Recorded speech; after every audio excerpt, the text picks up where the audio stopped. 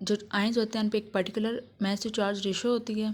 ज़्यादातर जो आयंस होते हैं उनका जो चार्ज होता है 1 होता है, जिसकी वजह से उनकी जो मास टू चार्ज रेशो होती है वो भी सिंपली उनका मॉलिक्यूलर मास आ जाता है।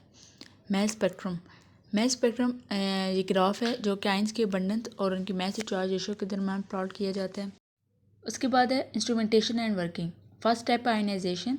इसमें क्या होता है कि सैंपल के पार्टिकल्स होते हैं उनको इलेक्ट्रॉन की स्ट्रीम के साथ बम्बार्ड करवाया जाता है ताकि उसमें से एक या उससे ज़्यादा इलेक्ट्रॉन्स निकाले जा सकें और जो सैंपल के पार्टिकल्स होते हैं उनको पॉजिटिव आयन बनाया जा सके। जो ज़्यादातर पॉजिटिव आयन होते हैं उनके पास जो चार्ज होता है वो +1 होता है।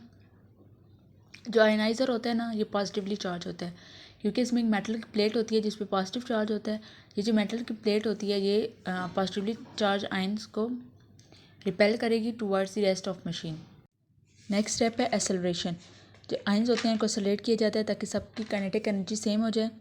जो पॉजिटिव आयंस होते हैं वो पॉजिटिवली चार्ज्ड आयनाइजेशन चैम्बर से रिपेल होते हैं और 3 स्लिट से पास होते हैं जिनमें जो वोल्टेज होता है वो डिक्रीजिंग ऑर्डर में होता है। मिडल स्लिट में इंटरमीडिएट वोल्टेज होता है और फाइनल में 0 वोल्ट्स। उसके बाद जो सारे आयंस होते हैं उनको एक्सेलरेट किए जाते हैं फुली फोकस्ड बीम में। नेक्स्ट स्टेप है डिफ्लेक्शन। जो आयंस होते हैं वो मैग्नेटिक फील्ड के थ्रू डिफ्लेक्ट किए जाते हैं अकॉर्डिंग टू देयर मैसेज। जितना आयन लाइटर होगा उतना ज़्यादा वो डिफ्लेक्ट होगा।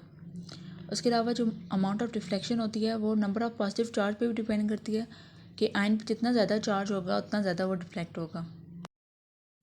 नेक्स्ट स्टेप है डिटेक्शन कि जो बीम ऑफ आयन होती है उसको इलेक्ट्रिकली डिटेक्ट किया जाता है। जब एक आयन मेटल बॉक्स से आके हिट करता है तो उसका जो चार्ज होता है वो न्यूट्रलाइज हो जाता है by AB electron jumping from metal to the ions. इससे जो मेटल के इलेक्ट्रॉन्स होंगे उनमें स्पेस क्रिएट हो जाएगी और वायर के जो इलेक्ट्रॉन्स होंगे वो शफल करेंगे स्पेस को फिल करने के लिए। वायर में जो फ्लो ऑफ इलेक्ट्रॉन होता है उसको as a electric current detect किया जाता है जिसको फिर एम्पलीफाइड और रिकॉर्ड किया जाता है। जितने ज़्यादा आयंस अराइव करेंगे उतना ज़्यादा करंट प्रोड्यूस होगा। इस डायग्राम में मैं स्पेक्ट्रोमेट्री की इंस्ट्रूमेंटेशन और वर्किंग को दिखाया गया कि सबसे पहले हमने वेपराइज सैंपल लिया, उसकी एनाइजेशन करवाई, पॉजिटिव आयंस बने। जो पॉजिटिव आयंस थे वो पॉजिटिवली चार्ज एनाइजेशन चैम्बर से रिपेल हुई है और आगे एक्सेलरेटर में गए। एक्सेलरेटर की 3 स्लिट्स थी उनसे पास ऑन हुई है और एक फाइनली फोकस्ड बीम बना दी जो क्या कि डिफ्लेक्टर में जाएगी। इलेक्ट्रोमैग्नेट की वजह से डिफ्लेक्ट होंगी और डिफरेंट बीम्स बन जाएंगी according to their mass and charge. फिर जो बीम होगी वो आगे डिटेक्टर में जाएगी। मेटल बॉक्स जब आयंस टकराते हैं तो उनका जो चार्ज होता है न्यूट्रलाइज हो जाता है और वायर में जो फ्लो ऑफ इलेक्ट्रॉन्स हो गए उसका एज इलेक्ट्रिक करंट डिटेक्ट किया जाता है और आगे उनको एम्पलीफाई और रिकॉर्ड किया जाता है। नेक्स्ट है applications. Mass spectrometry different substances को डिफ्रेंशिएट करने के लिए यूज़ होती है। उसके अलावा ये अननोन सब्सटेंसेस को डिटरमाइन करने के लिए भी यूज़ होती है। ये किसी भी सब्सटेंस के आइसोटोप्स को आइडेंटिफाई करने के लिए यूज़ होती है और डिफरेंट एनालिटिक लेबॉर्ट्रीज में यूज़ होती है जो कि सब्सटेंसेस के केमिकल, फिजिकल और बायोलॉजिकल प्रॉपर्टीज़ को स्टडी करती हैं।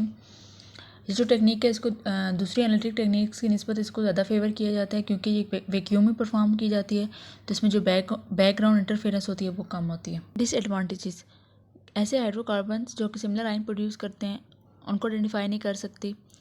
उसके अलावा ये ऑप्टिकल और ज्योमेट्रिक आइसोमर्स को सेपरेट नहीं कर सकती। इसके जो डिसएडवांटेजेस हैं उनको कम किया जा सकता है मैस स्पेक्ट्रोमेट्री को दूसरी टेक्निक के साथ कंबाइन करके, जैसे कि गैस क्रोमेटोग्राफी।